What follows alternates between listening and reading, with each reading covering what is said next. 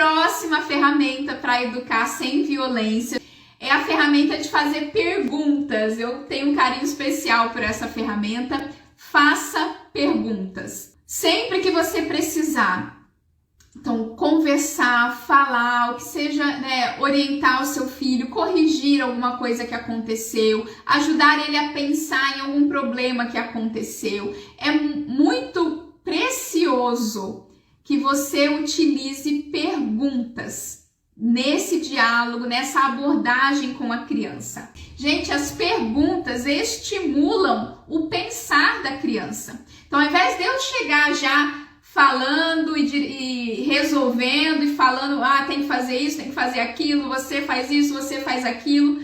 Quando eu faço perguntas, eu estou estimulando a criança a pensar por ela mesma, a refletir sobre o que estava acontecendo ali, a refletir sobre as consequências, a refletir sobre o que pode ser feito para resolver aquele problema que aconteceu. Então eu não chego entregando tudo ali pronto para a criança. Eu estimulo ela a refletir, a pensar e até a tomar decisões. Coloquei aqui alguns exemplos dessas perguntas. Então, diante de alguma situação que aconteceu, você se aproximar da criança e perguntar o que aconteceu.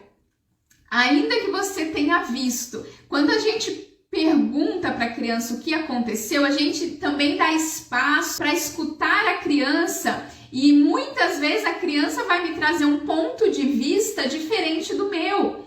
Ou a criança vai me ajudar a enxergar, às vezes, a situação de um ângulo que eu não tinha enxergado. Ou a criança vai me fazer perceber que ela não estava entendendo direito o que estava acontecendo, ou o que eu havia pedido, tá? Então, como eu falei, a gente dá um passinho para trás, nesse nosso automático de dar ordens, dar comandos, chegar falando e fazer perguntas. Por exemplo, filho, o que aconteceu? Explica para mim o que aconteceu. Por que você acha que isso aconteceu? Como você acha que pode resolver agora esse problema, essa situação que aconteceu? O que você aprendeu com essa situação que pode te ajudar da próxima vez?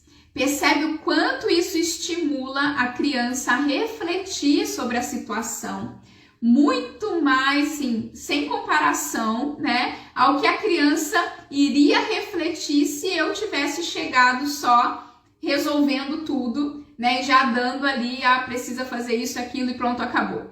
Então, eu estimulo a criança a pensar, a refletir, a pensar nas consequências, a pensar numa solução para resolver, e ela faz parte, então, desse pensar. Percebe que o quanto que dar ordens e comandos deixa a criança numa posição passiva.